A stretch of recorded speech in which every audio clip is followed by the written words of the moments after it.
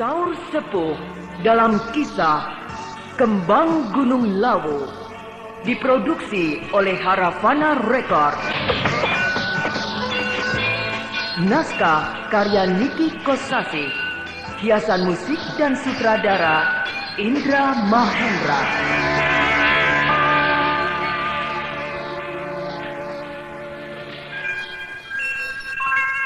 Halo para pendengar tercinta, saya Eli Irmawati, pemeran Dewi Mantili. Kalau terserang flu, pilek, demam dan sakit kepala, saya selalu minum Prokol, sebab saya yakin akan khasiat Prokol. Prokol obat flu resep dokter yang sekarang dijual bebas. Prokol cepat berkhasiat, Anda pun cepat sehat.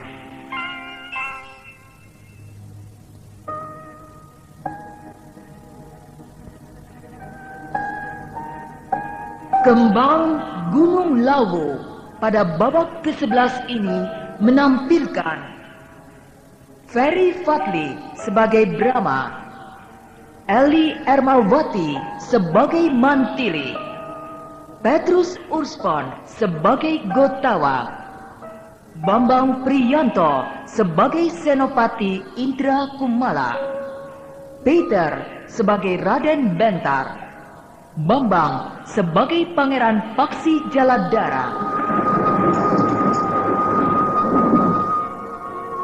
Inilah Kembang Gunung Lawu babak ke-11.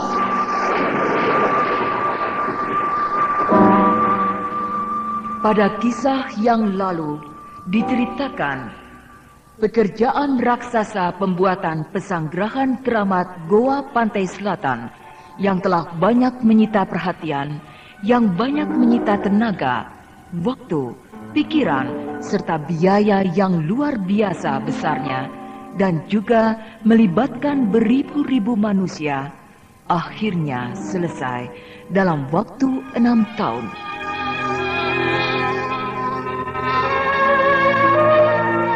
Semua pihak yang terlibat di dalam pekerjaan raksasa itu bernapas lega, mengucap syukur karena telah berhasil menyelesaikan pekerjaan yang maha berat itu.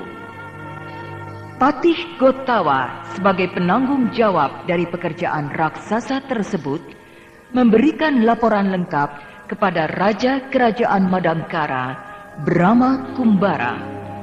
Disaksikan oleh seluruh pembesar kerajaan.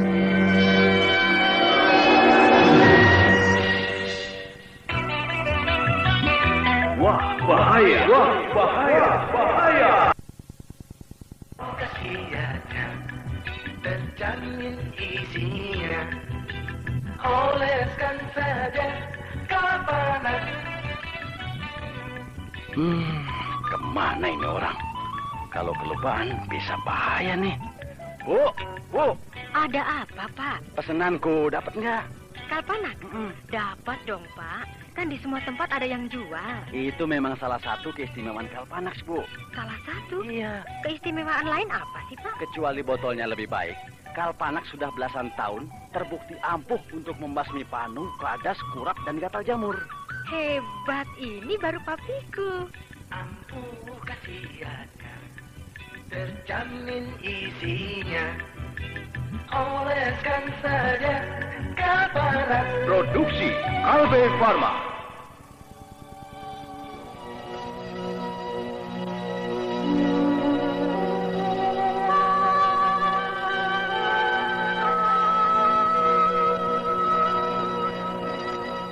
Duli tuanku yang mulia, Raja Agung Madangkara, Maharaja Brahma Kumbara. Hamba Gotawa, Mahapati Kerajaan Madangkara melaporkan. 1. Pengembangan Desa Halimun sebagai pusat kegiatan urusan pelancongan telah selesai keseluruhannya dalam jangka waktu 4 tahun. 2. Pembuatan jalan utama dari Desa Halimun sampai ke Pantai Karangmaja dengan lebar 10 tumbak, sepanjang 2 laksa tumbak, telah selesai keseluruhannya dalam waktu 5 tahun.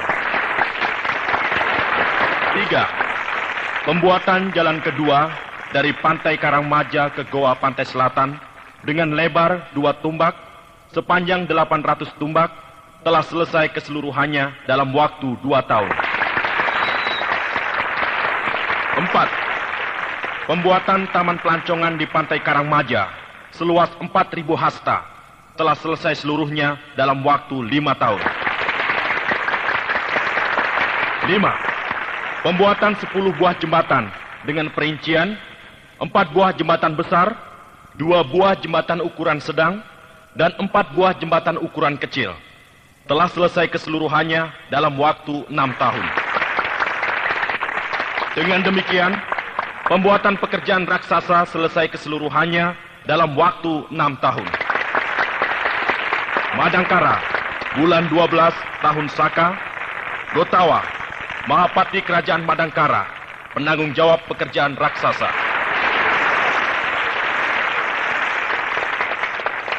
Aku Brahma Kumbara, Raja Kerajaan Madangkara, telah menerima laporan dari Gotawa, Mahapati Kerajaan Madangkara. Selanjutnya, berdasarkan keputusan Sidang Besar Istimewa yang dihadiri oleh 8 mantri utama Kerajaan Madangkara, 5 Tumenggung, Panglima Perang Kerajaan Madangkara, Ringkin Gomati, dan Senopati Utama Indra Kumala, maka memutuskan peresmian pekerjaan raksasa adalah pada bulan 12 tahun Saka, Jinana Imbaka Anon Buto. Dengan ini, atas nama Sidang Besar Istimewa, dimohon kepada Raja Agung Kerajaan Madangkara, Maharaja Brahma Kumbara, untuk melaksanakan peresmian pekerjaan raksasa.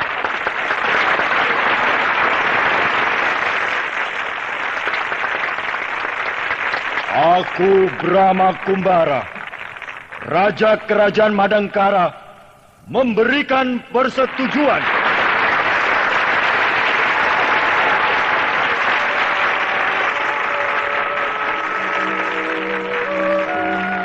Demikianlah atas keputusan Sidang Besar Istimewa yang dihadiri oleh seluruh pembesar tinggi Kerajaan Madangkara, hari peresmian pekerjaan raksasa telah ditetapkan dan Brahma Kumbara sebagai Raja Kerajaan Madangkara telah memberikan persetujuannya.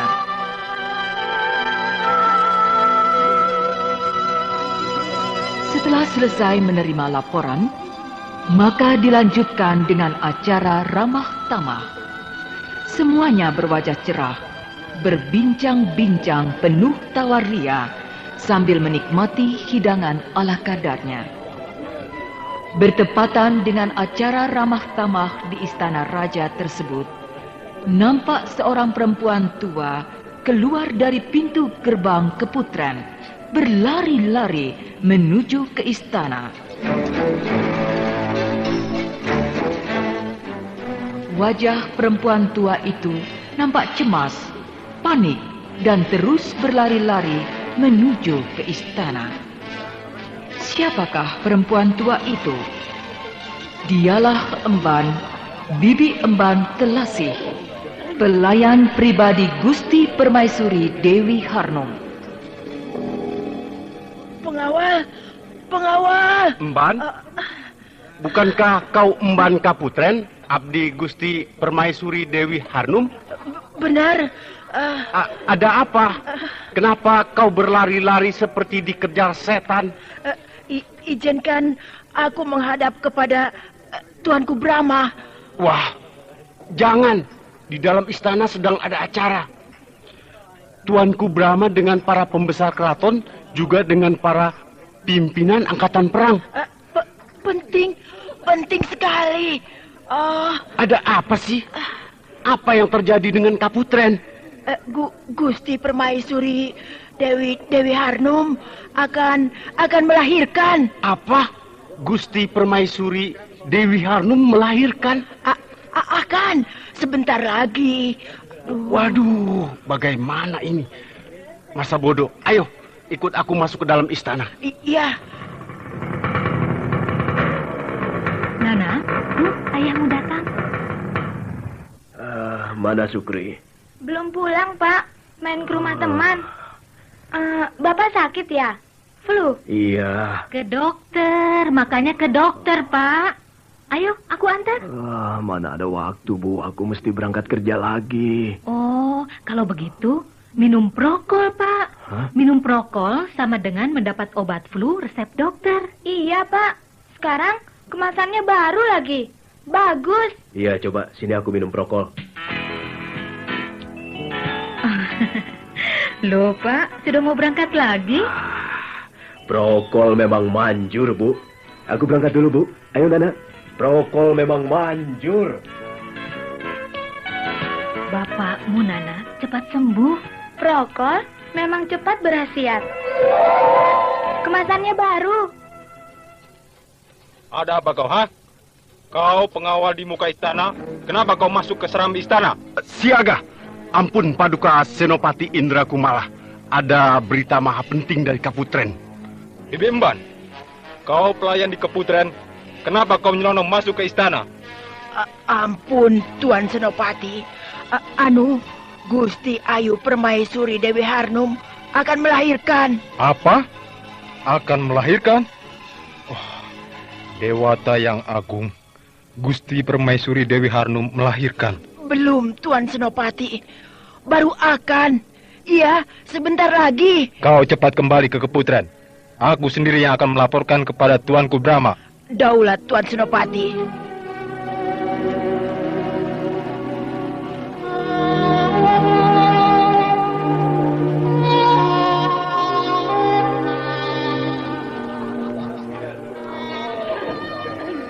Siaga, hamba mohon ampun mengganggu acara Ramatama Tuanku.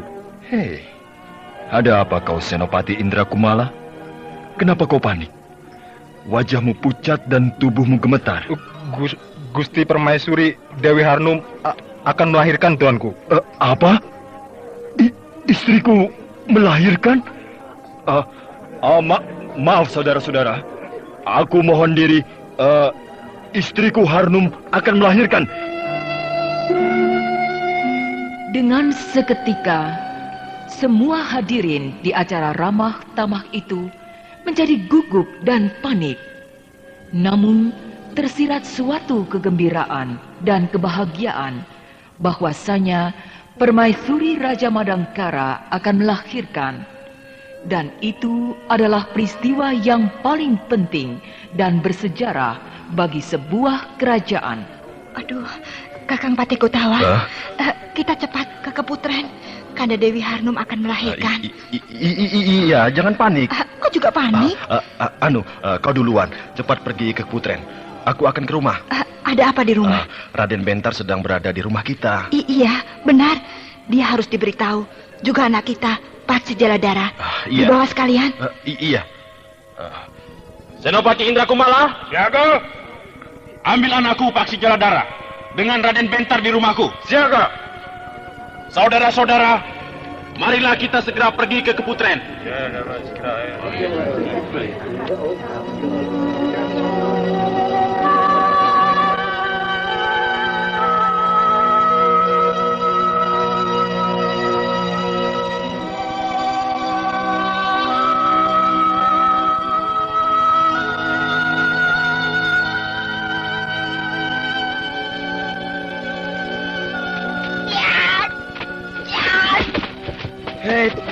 Aduh, iya. Sudah, Rai Paksi, sudah. Ayo terus Kakang Bentar. Sudah Rai Paksi. Dari pagi kau main pedang-pedangan terus. Nanti terlalu capek, badan jadi sakit. Yuk, kita istirahat. Saya tidak merasa capek sama sekali. Meskipun tidak merasa capek, tapi jangan diterus-teruskan. Sebab badan manusia itu bukan patung batu. Sekarang memang tidak terasa sakit, tapi nanti akan terasa lebih dari sakit. Kenapa begitu? Sebab manusia itu hidup. Dari waktu ke waktu tumbuh dan berkembang. Kalau patung tidak. Kalau patung dipukul, ditendang, dibanting, berulang-ulang tidak akan merasa sakit. Tapi manusia tubuhnya bisa rusak. Kakang Bentar pintar bicara. Bilang saja sudah capek. Raden Bentar, Pangeran Paksi. Hei, itu Paman Senopati. Ya, Senopati Indra Kumala. Raden Bentar, Pangeran Paksi Jaladara. Paman Senopati kebetulan datang. Kami sedang latihan pedang. Ayo Paman, turun dari kuda dan ajarkan kami jurus pedang yang hebat. Sebentar, Pangeran. Paman Senopati Indra Kumala, kenapa Paman nampak gugup dan panik? Memacu kuda dengan kecepatan tinggi. Ananda berdua dipanggil ke istana. Ada apa? Tita Mahapati Gotawa hanya demikian. Ananda berdua secepatnya pergi ke istana. Baiklah. Ayo Rai Paksi, kita ke istana. Marilah, naik ke atas kuda. Kuda paman ini kuat sekali. Bisa membawa kita bertiga sekaligus berpacu ke istana. Kakang Bentar dan Senopati naik kuda. Saya tidak naik kuda.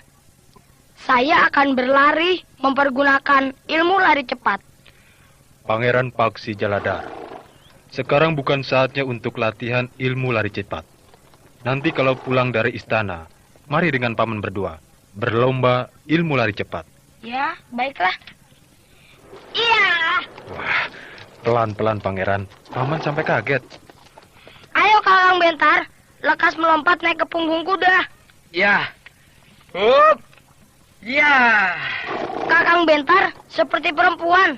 Kalau naik ke atas punggung kuda itu, jangan ragu-ragu. Tapi harus cepat. Iya, begitu. Siap ya. Awas, kita akan berpacu. Ya.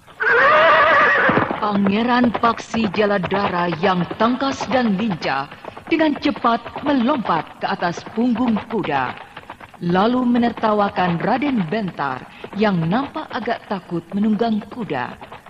Tetapi dengan tenang, Raden Bentar melompat ke punggung kuda dan duduk di belakang Senopati Indra Kumala.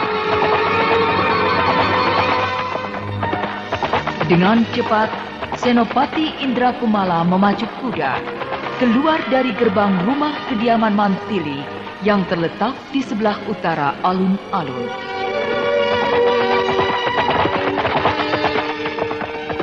Kuda berpacu dengan kecepatan penuh menuju ke istana. Tapi setelah melintasi alun-alun, tidak terus lurus ke istana, melainkan berbelok ke kiri menuju ke Keputren. Paman, kenapa belok ke kiri? Kita ke Keputren, Pangeran. Kenapa? Ayahanda Pangeran Mahapati Gotawa bersama Ibunda Dewi Mantili sudah berada di Keputren. Ada apa di Keputren? Nanti Pangeran akan tahu dengan sendirinya. Rai Paksi, Bibi Harnum. Apa? Bibi Harnum? Ada apa dengan Bibi Harnum? Mungkin. Paman Senopati, ayo lebih cepat lagi maju kudanya. Baik, Raden.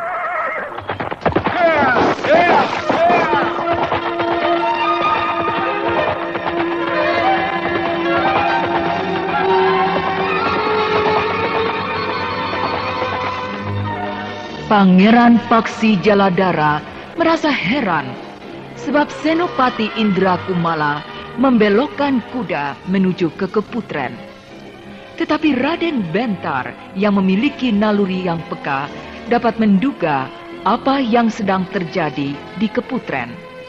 Otaknya yang cerdas dengan cepat dapat menyimak suasana. Dewi Harnum yang sedang hamil tua dihubungkan dengan kedatangan Senopati Indra Kumala yang serba mendadak. Maka Raden Bentar dengan cepat dapat mengambil kesimpulan bahwa di Keputren Dewi Harnum akan melahirkan.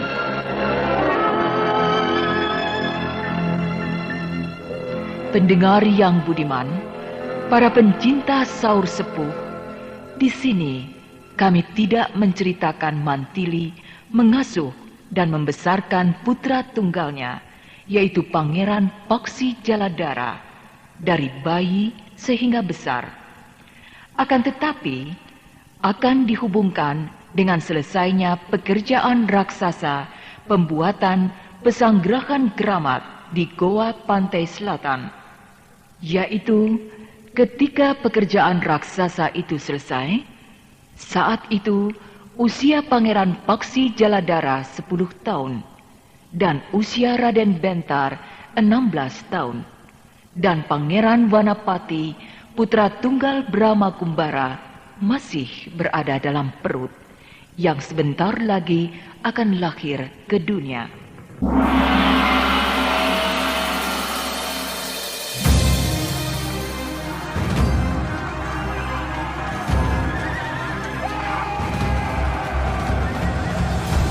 Studio Mimpi dengan bangga mempersembahkan mahakarya Tasaro Geka dengan judul Lelaki Penggenggam Hujan.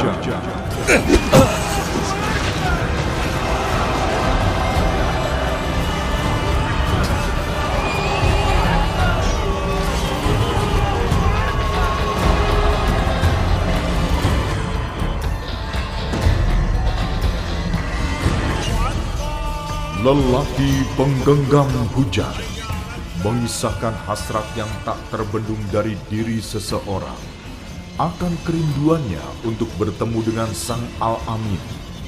Meskipun maut selalu mengintainya, tetapi tidak menyurutkan tekadnya untuk mencari dan menemukan sosok manusia mulia yang telah dijanjikan. Dengan nama Tuhanmu yang menciptakan. Dia telah menciptakan manusia dari segumpal darah. Bacalah, dan Tuhanmu lah yang maha pemurah, yang mengajar manusia dengan benar. Dia mengajar kepada manusia apa yang tidak diketahui.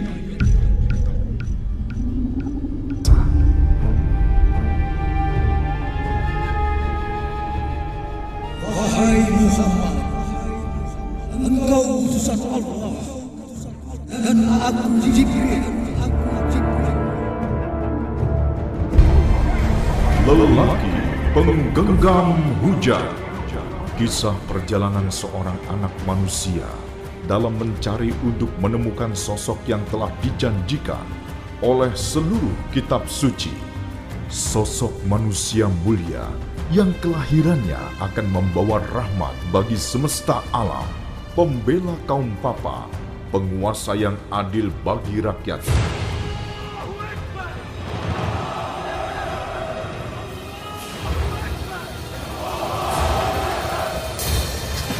Lelaki Penggenggam Hujan. Sebuah novel biografi yang bestseller disadur ke dalam sandiwara radio dan disutradarai oleh Indra Mahendra.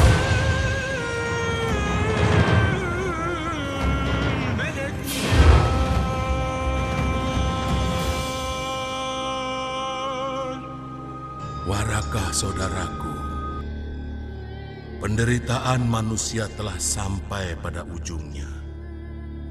Alangkah beruntungnya dirimu yang masih muda akan kedatangan seorang manusia pilihan di kotamu yang terpandang. Maka kuberitahu dirimu kabar gembira ini, agar engkau menjadi saksi nanti.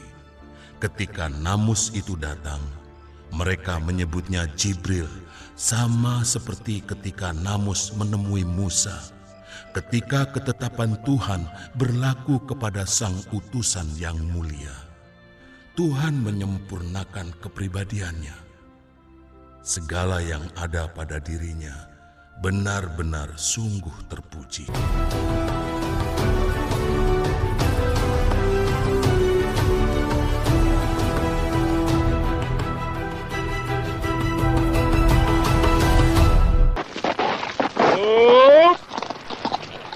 Nah, kita sudah sampai di Keputren. Mari kita turun dari kuda. Hop, ya. Hop, ya. Hop, ya.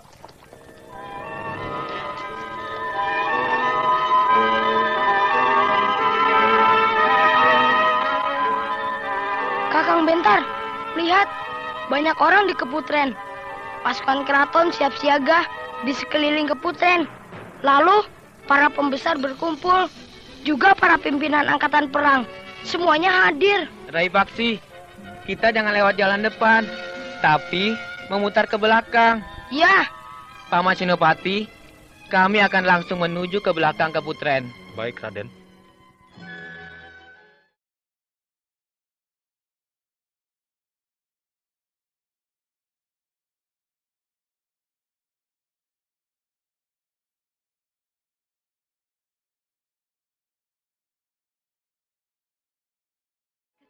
Sampai di Keputren, Raden Bentar dan Pangeran Paksi terkejut sebab Keputren yang biasanya sunyi dan lengang kini penuh sesak dengan orang, bahkan dijaga ketat oleh satuan pasukan keraton yang siap siaga di sekitar Keputren, sedangkan pendopo Keputren bagian muka penuh oleh para pejabat tinggi keraton serta para pimpinan angkatan perang.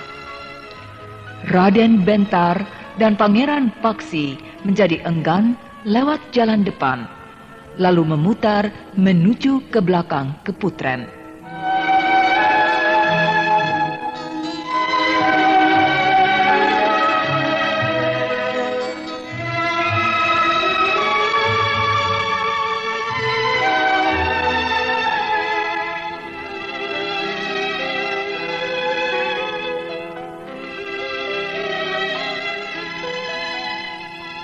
Rai Paksi, lihat. Di belakang Keputren juga sudah banyak orang. Iya, kebanyakan perempuan, emban-emban, para pelayan, serta para istri pejabat. Kita masuk saja. Ya, aku akan mencari ibuku, Ibunda Mantili. Aku juga akan mencari ibuku, Ibunda Pramita.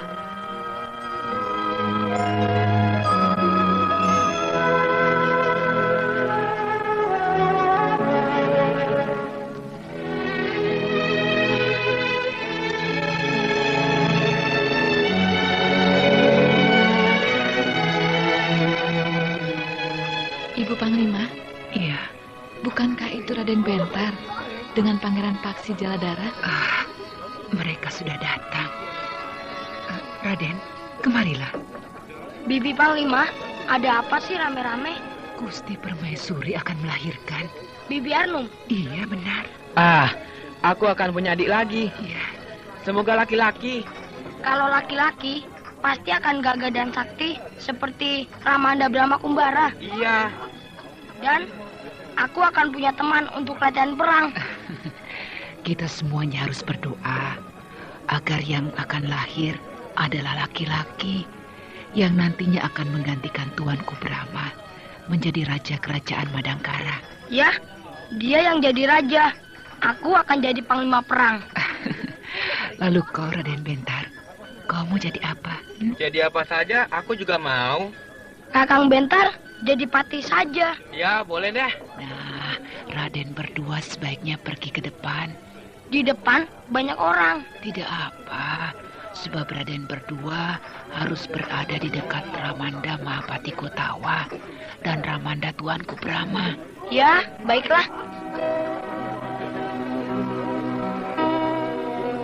Di belakang Keputren itu, Raden Bentar dan Pangeran Paksi disuruh mendekat oleh Gusti Dewi Ambita, istrinya Panglima Ringkin yang biasa dipanggil Ibu Panglima.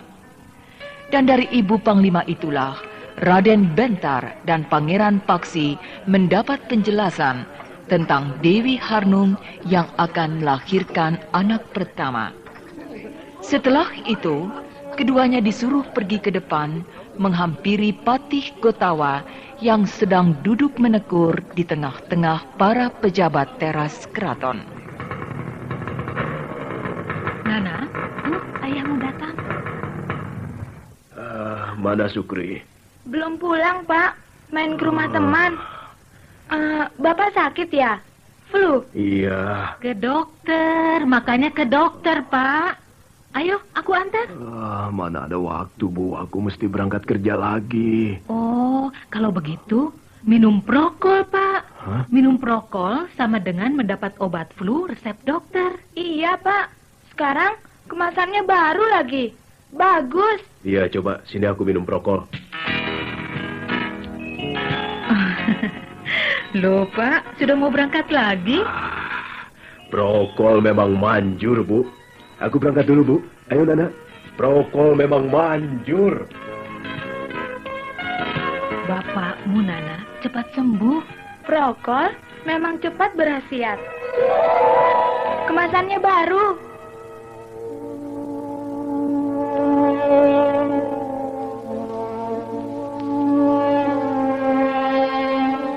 Pelataran pendopo bagian depan keputren yang penuh sesak oleh para pejabat teras keraton itu nampak hening.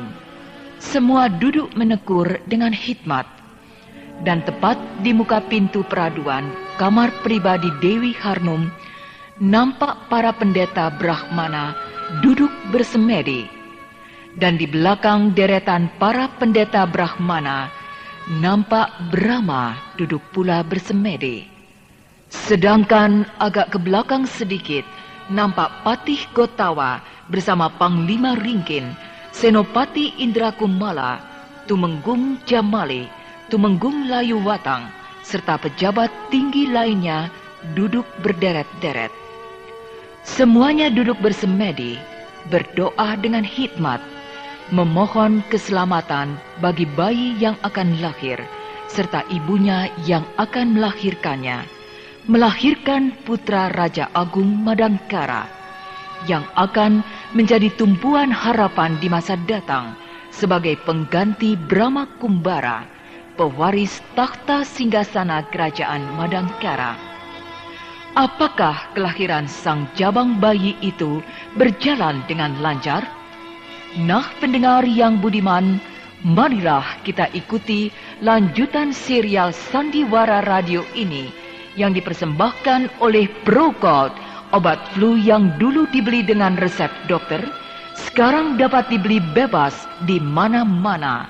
Dan Kalpanax, obat penyakit kulit yang ampuh khasiatnya.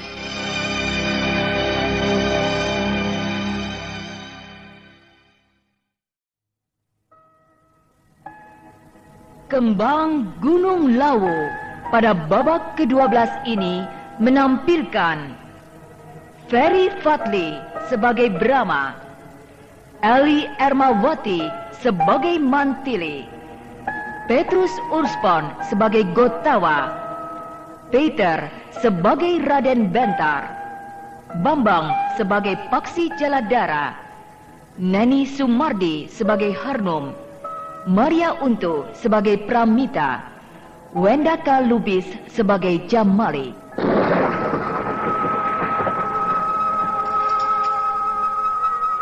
Inilah Kembang Gunung Lawu babak ke-12.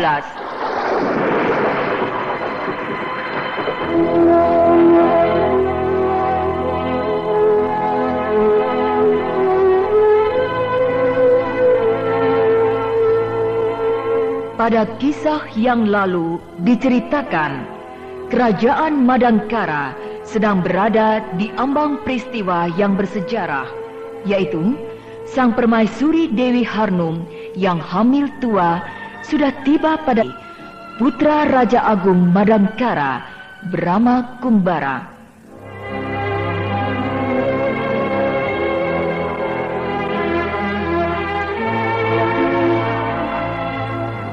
Hari itu, di keputren Keraton Madangkara telah penuh oleh kerumunan orang banyak. Di bagian belakang keputren telah penuh sesak oleh kaum wanita, ibu-ibu pejabat Keraton Madangkara. Sedangkan di bagian muka kaputren telah penuh pula oleh kaum bapak-bapak, para pejabat teras keraton, para pimpinan angkatan perang Madangkara, serta para tokoh pimpinan golongan agama.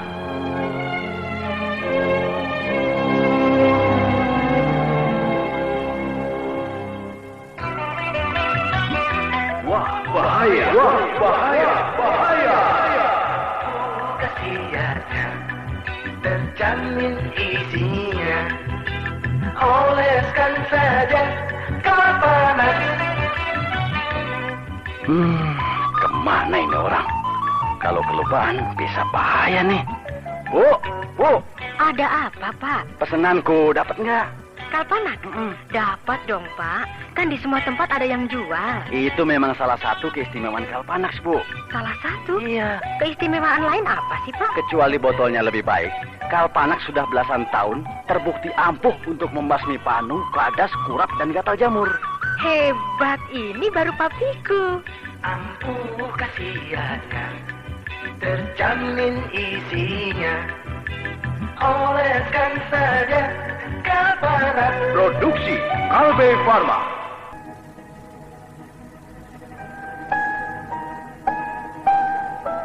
Ramanda, ibunda di mana?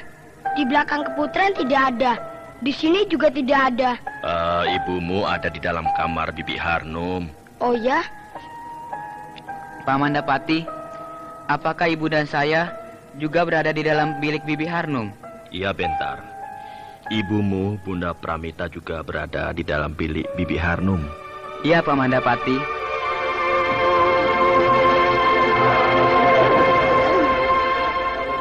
Asap dupa mengepul tiada henti.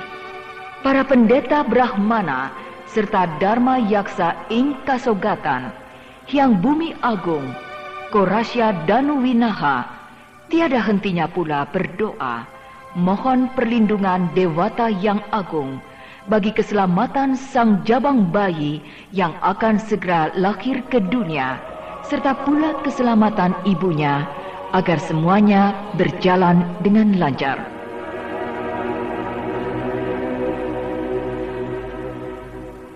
Sedangkan di dalam bilik peraduan kamar pribadi sang permaisuri Dewi Harnum, nampak suasana yang mencekam. Nampak Dewi Pramita dan Dewi Mantili mendampingi Dewi Harnum yang sedang berjuang melahirkan anak pertama. Nyai Kuraci, tabib perempuan, ahli dalam bidang melahirkan, dengan tekun dan penuh perhitungan membimbing Dewi Harnum agar kelahirannya dapat berjalan dengan lancar.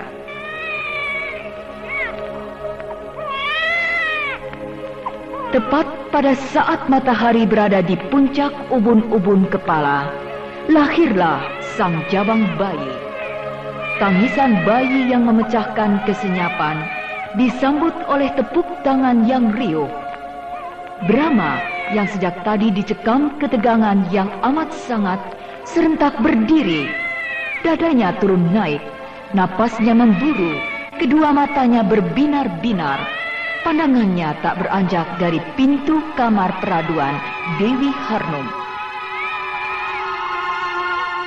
Ramanda, bayinya menangis. Iya, bayinya sudah lahir. Jadi, Bibi Harnum sudah melahirkan. Benar. Ramanda Brahma Kumbara, kenapa tiba-tiba berdiri dan bersikap seperti mau bertarung? Ramanda Brahma sangat bergembira sebab putranya sudah lahir. Kalau sudah lahir, kenapa pintu bilik Bibi Harnum tertutup terus, tidak dibuka? Sebentar lagi tentu akan dibuka.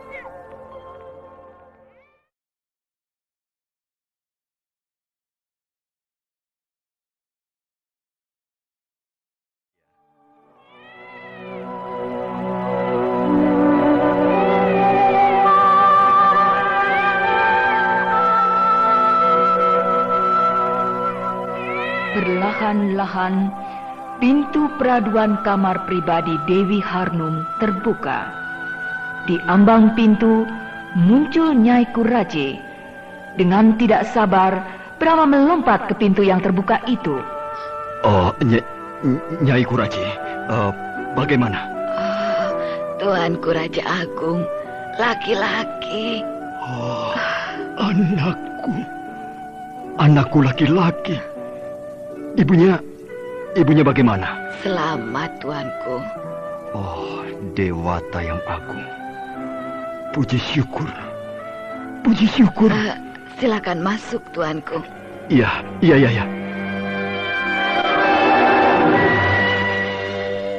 Dengan penuh kegugupan, Brahma langsung masuk ke dalam bilik peraduan dan langsung pula menghampiri Dewi Harnum yang terbaring letih. Namun wajahnya berseri-seri. Dengan penuh kasih, Brahma mencium kening Harnum dan mengelus-ngelus wajahnya dengan mesra. Adinda. Kanda, laki-laki. Iya. Mana anak kita? Ini, Kanda. Oh, anakku.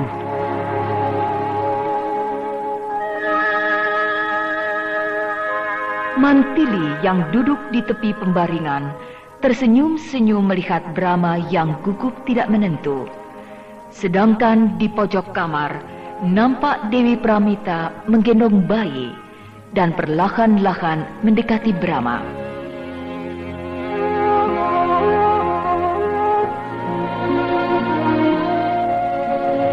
Dengan berdebar-debar, Brahma berjalan mendekati bayi. Kedua tangannya gemetar waktu menerima bayi dari tangan Pramita.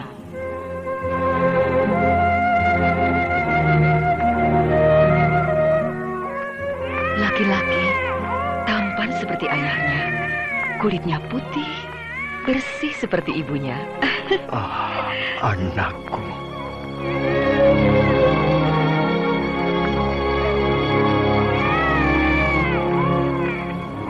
Inilah anakku, putra Raja Agung Madangkara. Aku beri nama Wanapati.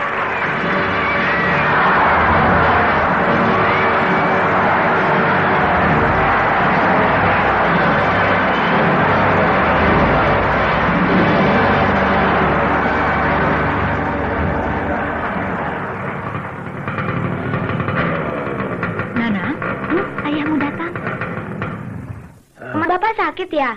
Iya. Ke dokter, makanya ke dokter, Pak. Ayo, aku antar. Mana ada waktu, Bu. Aku mesti berangkat kerja lagi. Oh, kalau begitu, minum prokol, Pak. Hah? Minum prokol sama dengan mendapat obat flu resep dokter. Iya, Pak. Sekarang kemasannya baru lagi. Bagus. Iya, coba sini aku minum prokol. Loh, Pak, sudah mau berangkat lagi? Prokol memang manjur, Bu. Aku berangkat dulu, Bu. Ayo, Nana. Prokol memang manjur. Bapakmu, Nana, cepat sembuh. Prokol memang cepat berkhasiat. Kemasannya baru.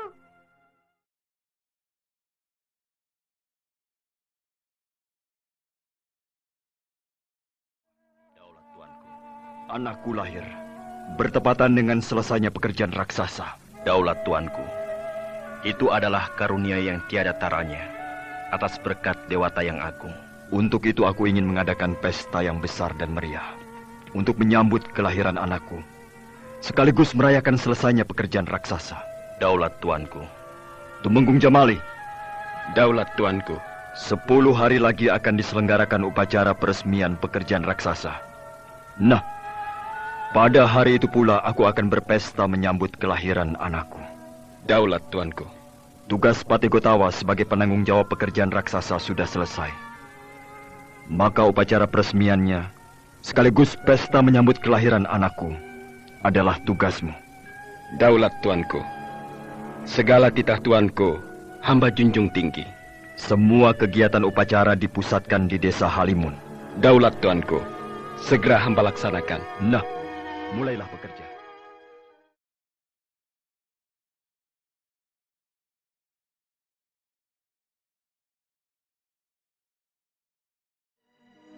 Yang ditunggu-tunggu sudah tiba. Telah lahir bayi laki-laki, tumpuan harapan bangsa dan negara, pengganti Brahma Kumbara, pewaris takhta singgasana kerajaan Madangkara. Dialah Wanapati, Pangeran Wanapati, putra mahkota Raja Agung Madangkara.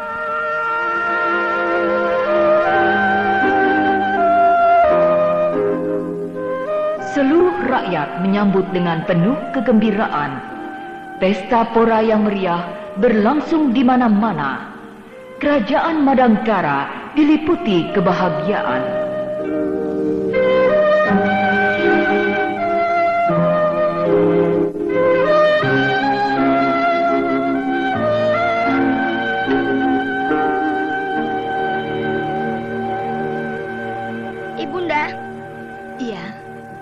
Ada apa, Paksi? Apakah Kakang Mas Pangeran Wanapati yang akan menjadi raja? Tentu saja, anakku. Sebab Pangeran Wanapati, putra pamanmu Raja Agung Madangkara, Paman Brahma Kumbara. Untung anaknya Paman Brahma laki-laki ya. Itu adalah karunia dewata. Cita-cita Kakang Brahma terkabul, ingin punya anak laki-laki. Kalau yang lahir perempuan, bagaimana? Ya, tetap harus disambut dengan kebahagiaan. Sebab itu adalah karunia dewata pula. Biar perempuan tetap jadi raja. Kalau perempuan, diberi kebebasan. Kalau merasa sanggup menjadi raja, jadilah dia seorang ratu. Kalau tidak sanggup, dapat menyerahkan kepada orang lain atau kepada sidang kerajaan. Nah, di dalam sidang itulah akan ditentukan siapa yang menjadi Raja Madangkara. Kenapa bukan Kakang Mas Raden Bentar yang menjadi Raja Madangkara? Raden Bentar juga berhak menjadi raja. Tapi itu semua tergantung dari keputusan tuanku Kakang Brahma. Tapi Kakang Mas Raden Bentar tidak mau jadi raja. Ah, kau suka meramal? Menebak-nebak yang belum pasti. Betul, Ibunda. Kakang Mas Raden Bentar sendiri yang mengatakannya kepada saya. Apa katanya? Aku tidak mau jadi raja. Aku ingin jadi orang biasa. Begitu katanya. Raden Bentar memang berwatak sederhana. Itulah sebabnya sangat dikasihi oleh tuanku Kakang Brahma. Tapi meskipun begitu, dia tidak boleh menolak kalau tuanku Kakang Brahma sendiri yang menyuruhnya menjadi Raja Madangkara. Ya. Lalu, kau sendiri ingin jadi apa? Saya ingin jadi panglima perang. Tidak ingin seperti ibu, jadi pendekar pedang nomor 1. Tidak mau. Jadi pendekar tidak enak. Pekerjaannya mengembara, berkelana, berpindah-pindah tempat. Tidak punya rumah, tidak punya uang, jadi tidak bisa menabung. Siapa yang berkata begitu kepadamu? Kakang Mas Raden Bentar. Tapi jadi pendekar itu terkenal. Seperti ibu, terkenal dengan sebutan si pedang setan. Semua orang takut pada ibu. Soalnya ibu punya pedang setan. Tentu saja dijuluki si pedang setan. Kalau kau mau, ibu berikan pedang setan kepadamu. Sebab kau anakku, paling berhak memegang pedang setan. Tidak mau ah, takut jadi setan beneran. Kakang Mas Raden Bentar pernah berkata, benda apapun, apalagi benda pusaka, bisa membawa pengaruh kepada orang yang memegangnya. Contohnya, ibu punya pedang setan. Ibu jadi galak dan bengis.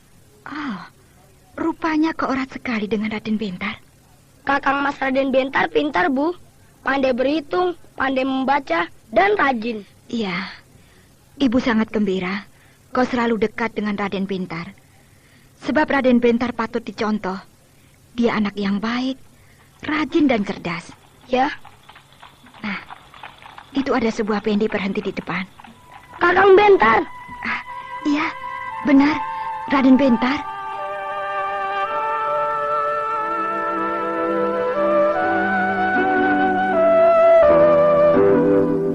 Selamat pagi, Bibi Mantili. Selamat pagi, Raden. Kau sudah siap, Rai Paksi? Sudah. Akan kemana kalian hari ini? Kami mau ke Keputren. Oh, menengok Pangeran Manapati. Benar, Bibi Mantili. Ya, berangkatlah. Dan kau Paksi, di Keputren jangan nakal ya? Ya, Ibunda. Apakah Bibi Mantili tidak ke Keputren? Hari ini aku mau ke Desa Halimun. Ke Desa Halimun? Ya, bersama Tumenggung Jamali, memeriksa persiapan upacara peresmian pekerjaan raksasa. Kakang Bentar, lebih baik kita ke Desa Halimun saja. Di sana enak, bisa jalan-jalan, melihat-lihat jalan, dan jembatan yang baru. Nanti saja, sehabis menengok Rai Pangeran Wanapati di Keputren, kita pergi ke Desa Halimun. Ya, aku setuju. Kalau kalian mau ke Desa Halimun, jangan pergi hanya berduaan saja. Tapi minta regu pengawal kepada Senopati Indra Kumala atau Punggawa Arya Dumadak. Ya, Bibi. Nah, kalian boleh pergi. Saya mohon diri, Bibi Mantili. Ibunda, saya pergi. Iya.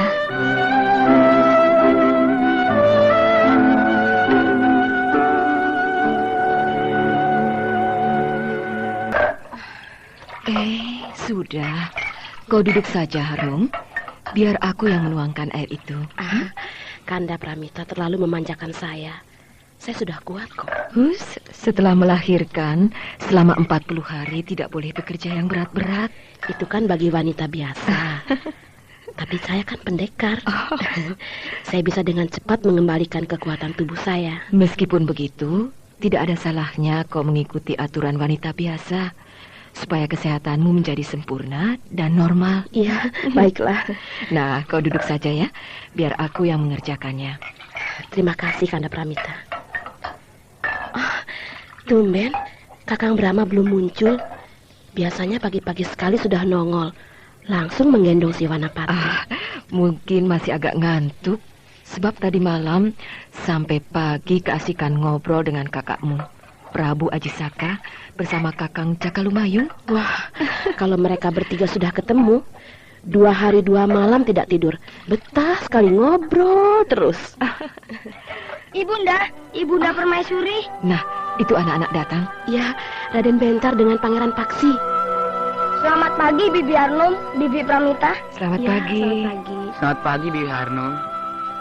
Selamat pagi. Kakang Mas Wanapati mana? Tuh, sedang tidur. Gendong ya. Kan sedang tidur. Nanti saja kalau sudah bangun ya. Ya. Dilihat saja ya. Tapi jangan ribut. Nanti dia bangun. Ya. Lucu. Iya, lucu sekali. Gemuk. Bukan gemuk, montok. Iya, montok. Bentar. Tadi kau ke rumah bibimu Mantini? Ya, Ibunda. Sedang apa beliau?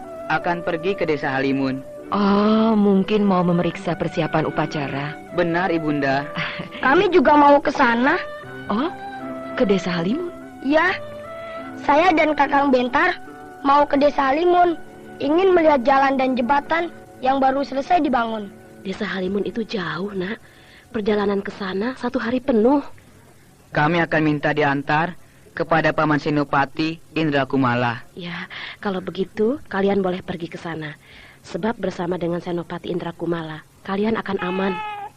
Wah, bangun. Dia lapar, minta makan.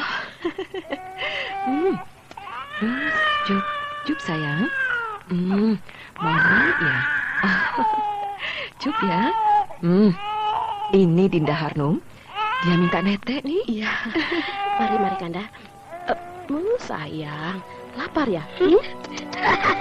Wah, minumnya banyak lagi. Kan lapar kan? Iya. Kamu juga dulu begini, Paksi. Malam-malam bangun, menangis, terus menetek kepada ibumu Dewi Mantili. Lalu diam dan tidur lagi. Enak ya jadi bayi. Kalau lapar, menetek pada ibu sudah cukup. Jadi anak yang besar juga enak seperti kita. Kalau lapar, makan nasi jadi kenyang. Tapi kalau makan hanya nasi saja tidak enak. Harus pakai ikan baru enak. Kalau bayi kan enak. Hanya susu ibu, tidak usah pakai yang lainnya. Kalau bayi kan belum bisa lari. Kerjanya hanya tidur melulu. Paling-paling menangis. Hanya begitu saja. Jadi tidak membutuhkan tenaga yang berlebihan. Tapi kalau kita harus jalan kaki, harus lari, menulis, membaca dan sebagainya. Nah, jadi kita memerlukan makanan yang bermacam-macam. Ya. Daulat Gusti Ayu Permaisuri. Ada apa, Amban? Paduka Senopati Indra Kumala telah datang. Mohon menghadap untuk menjemput Ananda berdua, Raden Bentar dengan Pangeran Paksi. Ya. Tuh, Senopati Indra Kumala sudah menjemput kalian. Bersiaplah untuk berangkat. Ya, saya sudah siap. Saya mohon diri, Bibi Harnum, Bibi Pramita. Hati-hati di jalan. Hati-hati ya. Ibunda Pramita, Bibi Harnum, saya mohon diri. Hati-hati.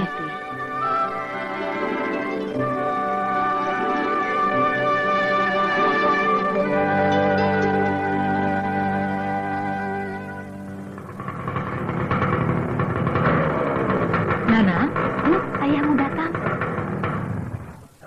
Mana Sukri? Belum pulang, Pak. Main ke rumah teman. Bapak sakit ya? Flu? Iya. Ke dokter, makanya ke dokter, Pak. Ayo, aku antar.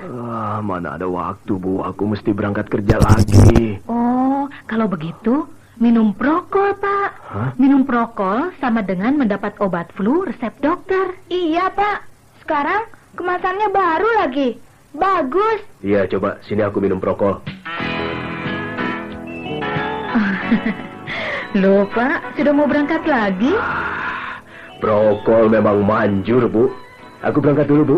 Ayo, Nana. Prokol memang manjur. Bapakmu, Nana, cepat sembuh. Prokol memang cepat berkhasiat. Kemasannya baru.